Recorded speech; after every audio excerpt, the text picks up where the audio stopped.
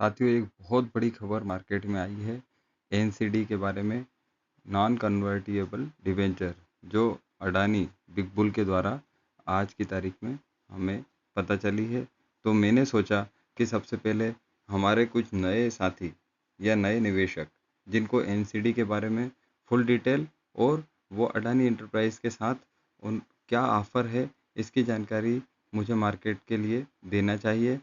तो सबसे पहले तो डिस्क्लेमर है कि मैं कोई सेबी रजिस्टर्ड एडवाइज़र नहीं हूँ, तो कोई भी शेयर को खरीदने या बेचने की सलाह नहीं है। यह वीडियो केवल एजुकेशनल पर्पस पे है। अब सबसे पहले तो यह खबर आप लोगों को इसलिए देनी थी कि अधिकतर हमारे नए निवेशक सोचते हैं कि साला एनसीडी क्या है। तो सबसे पहले ये नॉन कन्वर्टिएबल डिबेंचर की यदि हम बात करें तो यह एक ऐसा निवेश उपकरण है जिसमें कंपनी निवेशक जो हैं उनसे ही पैसा लेती है और बदले में एक फिक्स रिटर्न देती है। तो हम तो एफडी भी करा सकते हैं। इसमें क्या फ़ायदा है, क्या नुकसान है, आगे हम इस वीडियो में चर्चा करेंगे। अब इक्विटी में कन्वर्ट नहीं होता है, ये फिक्स ब्याज दर पर कार्य करता है। और काम कैसे करता है, तो एक निश्चित राशि के लिए उधार देते हैं।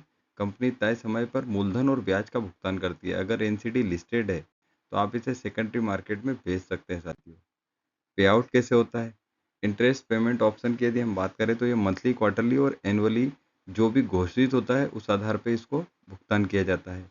क्यूमुलेटिव एनसीडी में एक मुश्त भुगतान, मैच्योरिटी पर ब्याज सीधे बैंक खाते में आता है। निवेशकों को क्या लाभ, 8% से 11% तक का फिक्स रिटर्न यहाँ पर मिलता है।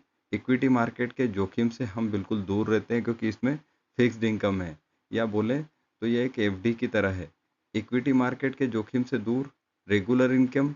इसके बाद क्रेडिट रेटिंग से जोखिम का अंदाज़ा हमको लग सकता है। इसमें A+, A1 इस प्रकार से इसको घोषित किया जाता है। साथियों, डाइवर्सिफिकेशन के लिए एक बेहतरीन विकल्प है। अब कंपनी को क्या लाभ, सस्ते फंडिंग का जरिया है ये। इसमें बैंक लोन के मुकाबले आसान और तेज होता है। ब्रांड क्रेडिबिलिटी में सुधार होता है और लॉन्ग टर्म कैपिटल जनरेशन होता है इनसे। एनसीडी किन्हें लेना चाहिए, सीनियर सिटीजन जिन्हें मंथली इनकम चाहिए, रिस्क एवर्स निवेशक, those looking for a portfolio diversification.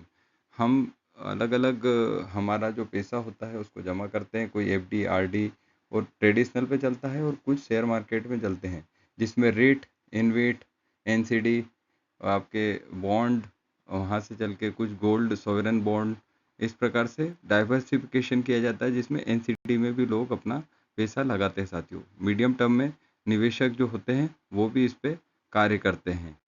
अब हम एक उदाहरण के तौर पे समझेंगे कि अभी वर्तमान में हम देख रहे हैं कि 1000 करोड़ का अडानी इंटरप्राइज की तरफ से ये घोषणा की गई है और इसका जो कूपन रेट है वो 10.25% है। टेन्योर इसका 3 साल है। क्रेडिट रेटिंग आप देख सकते हैं A+ है।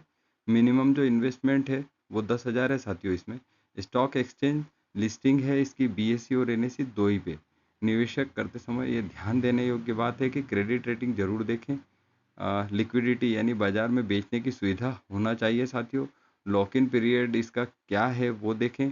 टैक्सेशन के नियम की यदि हम बात करें तो इश्यूअर की जो वित्तीय स्थिति है उसकी जांच कर सकते हैं हम इसमें। अब निष्कर्ष यह है कि फिक्स इनकम चाहने वालों के लिए एनसीडी एक अच्छा विकल्प है। म्यूचुअल फंड और इक्विटी के मुकाबले कम जोखिम है इसमें। निवेश से पहले उत्पाद की सभी शर्तों को समझना बहुत जरूरी है। और डिस्क्लेमर यह है कि यह जानकारी केवल शैक्षणिक उद्देश्य के लिए है। कृपया निवेश से पहले सेबी रजिस्टर्ड एडवाइजर से सलाह जरूर लें। पर आप लोगों को इसके बारे में जानकारी होना चाहिए थी कि एनसीडी क्या है। तो अब मुझे लगता है कि आप लोगों को समझ में आ गया है कि नॉन कन्वर्टिएबल डिबेंचर क्या होता है। आप लोगों से निवेदन है कि मेरे इस चैनल को सब्सक्राइब करें और ज़्यादा से ज़्यादा लोगों के बीच में शेयर करें, क्योंकि मैं अपने शुरुआत के वीडियो में पूरे मार्केट की न्यूज़ जिसमें एएसएम, बोनस, स्प्लिट और इन सब की जानकारी देता हूं, जो इसके आप पूर्व में भी मेरे प्लेलिस्ट पे जाकर ये सब देख सकते हैं। और नए नए समय पे क्या क्या कोई नई डाइवर्सिफिकेशन आपको करना चाहिए, उसके संबंध में क्या न्यूज़ है, ये भी हमारे इस वीडियो में आपको बताया जाता है।